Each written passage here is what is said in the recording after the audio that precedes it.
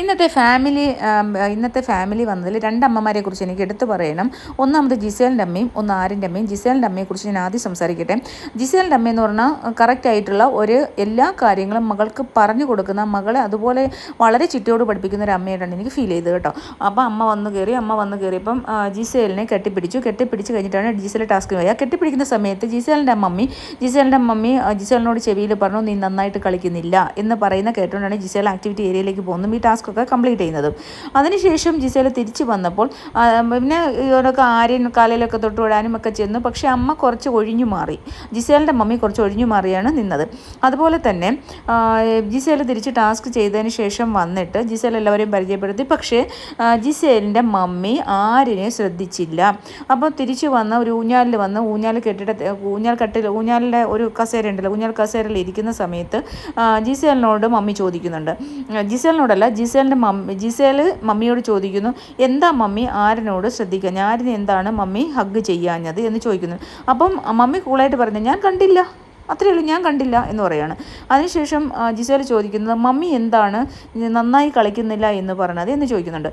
അപ്പം മമ്മി പറയുന്നതാണ്, നീ നന്നായിട്ട് കളിക്കുന്നില്ല, നിൻ്റെ കളി ശരിയല്ല, നീ നന്നായിട്ട് കളിക്കുന്നില്ല, നിൻ്റെ ഈ കളി ശരിയല്ല എന്നുള്ളത് മമ്മി കൃത്യമായിട്ട് പറയുകയാണ്. എന്നിട്ട് അതിനുശേഷം മമ്മി ചോദിക്കുന്നുണ്ട്, നീ എന്താണ് നല്ല ഡ്രസ്സ് ഇടാത്തത്, നീ എന്താണ് ഇതേ കണക്കുള്ള ഡ്രസ്സ് ഇടുന്നത്, നീ നല്ല ഇവർ ലക്ഷ്മിനെ ചൂണ്ടിക്കാണിക്കുന്നു, അതുപോലത്തുള്ള ആൾക്കാർ നല്ല ഡ്രസ്സ് ധരിച്ച് നിൽക്കണം.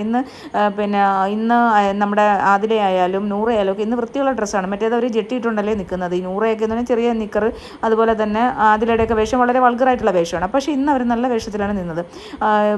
അതൊക്കെ അനിമോളിന്ന് ചുരിദാർ കിട്ടണം. അനിമോള് മാക്സിമം കുറച്ച് വൃത്തിയുള്ള ഡ്രസ്സ് ഇടുന്ന അനിമോളാണ് അവിടെ. ബിന്നി ഹാഫ് സാരിയാണ് കൊടുത്തിരിക്കുന്നത്.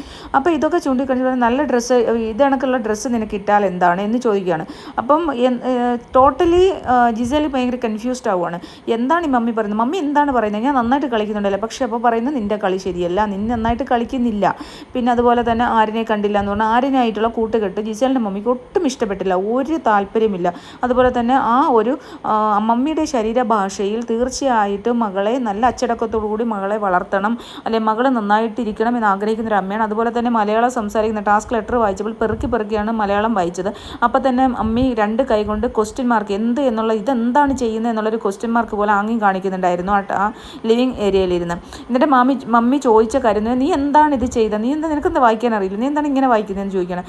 അപ്പം ഞാനിത് നേരത്തെ പറഞ്ഞിട്ടുള്ളതാണ്. ആലപ്പുഴയിലുള്ള ഒരു പൊന്നമ്മയെന്ന് പറയുന്ന അമ്മയുടെ ചേട്ടത്തി തങ്കമ്മയുടെയും മകളാണ് ഇവർ.